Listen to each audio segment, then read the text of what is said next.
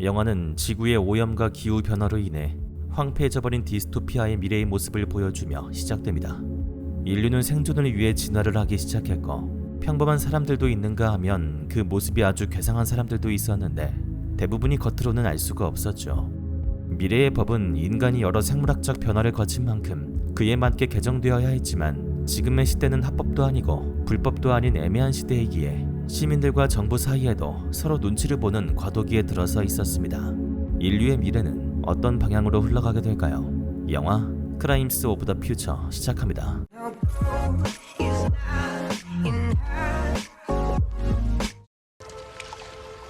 해변에서 놀고 있는 한 남자아이. 어머니가 부르자 식사하러 집으로 돌아가죠. 그런데 뭘 먹지 말라고 하는 걸까요? 아무튼 브레켄은 몸을 씻기 위해 화장실에 들어가 양치를 하고 있습니다. 하지만 곧이어 배고픔이 밀려와 무언가를 집어들죠. 플라스틱 쓰레기통을 먹고 있는 브레켄. 어머니는 브레켄이 정상이 아니라는 것을 잘 알고 있습니다. 분위기를 보아하니 뭔가 결심한 듯하죠. 자신이 낳았으니 자신이 거두겠노라는 어머니. 결국 베개를 들고 아이 위로 올라가 플랭크를 하십니다.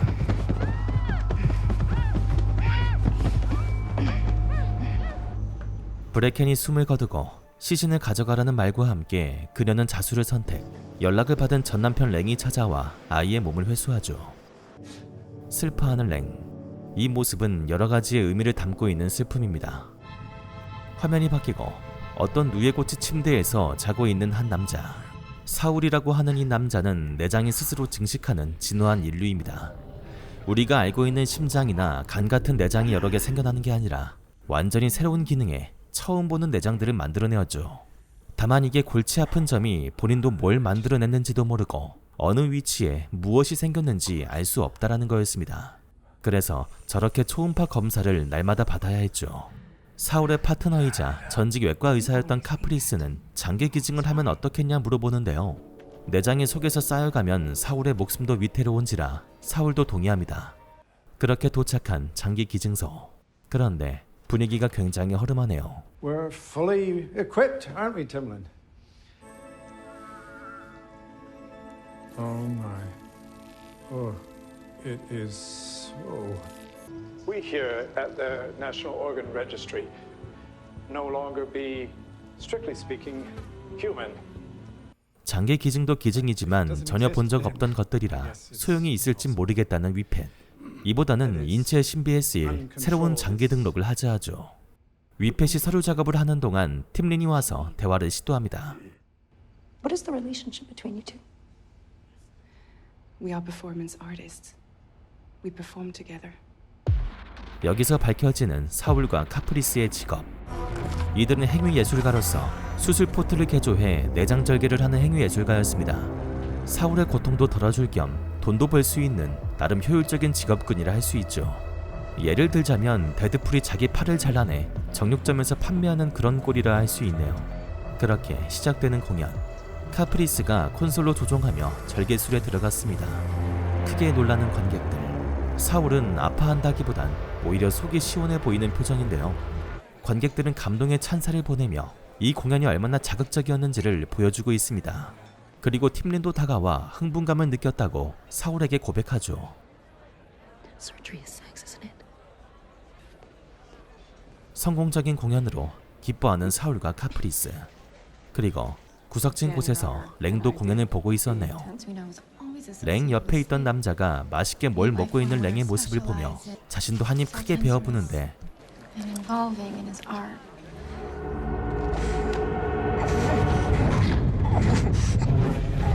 곧이어 질식해서 사망하는 남자. 하지만 랭은 멀쩡합니다. 랭도 뭔가 있는 것 같네요. 공연을 마치고 집으로 돌아가는 사울에게 살며시 접근하는 랭. 무언가를 제안하죠. The shark was originally an autopsy module. Did you know that? Live autopsy on a dead body. I mean, there would be surprises. I can guarantee you a few surprises. Yes, of course I have the body of my son. He's my son.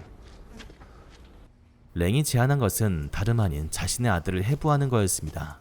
명목상으론 공연이지만 해부를 통해 인류가 진화하고 있다는 증거를 언론에 공개적으로 드러내고 싶은 거였죠. 브레켄과 브레켄의 아버지 랭은 평범한 사람들보다 식습관이 진화되어 있었고 플라스틱 쓰레기가 넘치는 이 지구에 맞춰 소화기관이 변형되어 있었습니다. 다른 의미로는 이젠 먹고 살 걱정은 할 필요가 없는 상태라는 거죠. 하지만 사람들이 어떻게 받아들이느냐가 문제인데 진화라는 것은 바꿔 말하면 평범함과 거리가 멀어진다는 뜻으로 브레켄의 어머니처럼 이들을 괴물로 받아들이는 사람 또한 적지 않았습니다. He had this a creature, a thing. That can eat a plastic waste paper basket. He didn't enjoy it. Where'd he get it? They left it for him. If you're a Barbie doll, then they're cannibals. What do you think they'd find inside it? Outer space.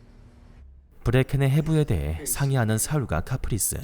이들은 애당초 변화를 추구하는 쪽이라 해부를 하는데 동의하지만 마음에 걸리는 것은 다른 점에 있었죠. Jealous? Of course. 브레켄에 대한 설명을 들었을 때부터 느낀 미묘한 감정.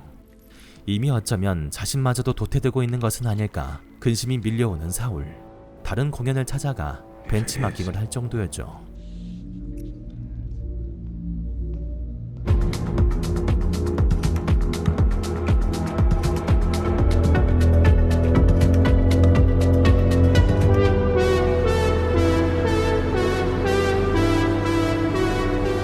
They're cute.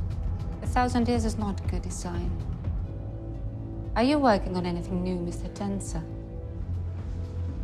I've booked you an appointment. Go to the address written here. 한편 카프리스는 인간에게 아가미를 만드는 공연에 방문했습니다. 진짜 실기능을 하는 것은 아니고 칼로 모양새만 만들 뿐이었죠. Caprice. Fill me with the desire to cut my face open. What I do to myself is very traumatic. 그것의 아름다움을 느낀 카프리스는 그날 바로 감화되어 버립니다. Metaphorically, emotionally. 그녀는 이제 자신의 얼굴에 손을 대기 시작했고 벤치마킹을 했던 사울 또한 자신의 복부에 지퍼를 달고 돌아왔죠. 이게 환경에 맞춰 어쩔 수 없이 진화하는 것과 인위적으로 흉내만 낸 것에 대한 차이는 극명하게 다른 것 같습니다. 진화는 이질감으로 끝나지만 인위적인 것은 기괴함으로밖에 안 느껴지네요. Start with this.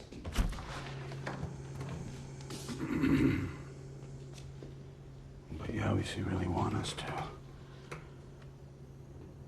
I need to make a statement. A very public statement.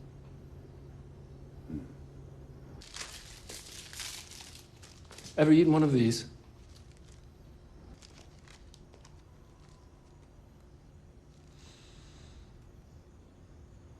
I'm very fussy about my food. Will you do the Brecken show? 아무튼 그렇게 다가온 공연 당일 수많은 관객들과 언론 매체들이 보고 있는 가운데 오늘 공연은 카프리스가 솔로로 진행합니다. 이번엔 단순히 공연이 아니라 진화한 인간의 신체를 세상에 알리는 것이기 때문에 말주변이 좋은 그녀가 오늘 공연을 맡았죠. 그리고 오늘 아침에 사울이 목이 아프다며 그녀에게 일임한 이유도 있습니다. 그렇게 시작되는 공연. 모든 사람들이 브레켄의 내부를 보러 왔습니다. Body words. Breakin is our corpse.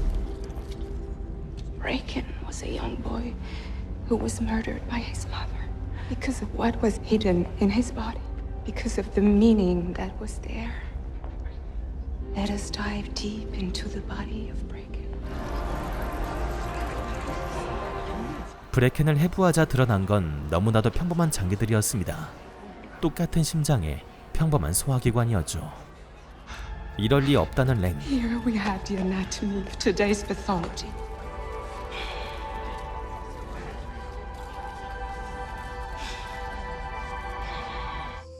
자신의 모든 계획이 수포로 돌아간 것에 큰 절망감을 느끼며 슬픔에 잠겨 있는데요. 그때 두 여자가 다가와 위로의 말을 건네보지만 분명 아내가 그런 걸 거라며 랭은 그저 원망만 할 뿐이었죠. 하지만 그 순간 전동 드릴로 랭의 후두부를 관통시키는 두 명의 여자. 그녀들은 정부 소속의 요원으로 세상이 시끄러워질 것을 고려해 진화 중인 인간들을 제거하는 스파이였습니다. 브레켄의 장기를 바꿔치기 한 것도 이들이었죠. 다음날 사울은 유달리 음식을 먹지 못하고 있습니다. 전날부터 목에 느껴지던 이물감 때문이었는데요. 혹시나 하고 랭이 자주 먹던 플라스틱 바를 먹어보기로 합니다.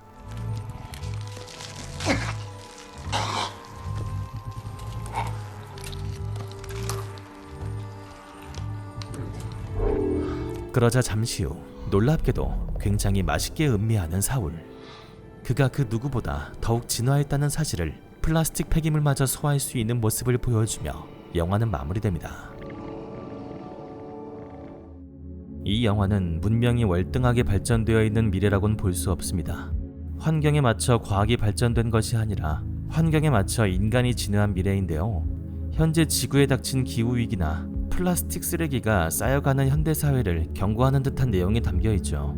하지만 그 정도가 너무 자극적이기도 하고 접근성이 쉽지 않은 영화라 풀무비를 추천드리기에는 조금 조심스러운 영화였습니다. 호불호가 굉장히 심하게 나뉠 수 있으니 SF적인 디스토피아물을 좋아하시는 분들보단 해석을 하는 데에 재미를 느끼시는 분들에게 추천드리고 싶네요. 그럼 전 다음에 더욱 재밌는 영화로 다시 돌아오도록 하겠습니다. 시청해주셔서 감사합니다. 이상 무비디 바비디 뷰였고요. 영화 크라임스 오브 더 퓨처였습니다.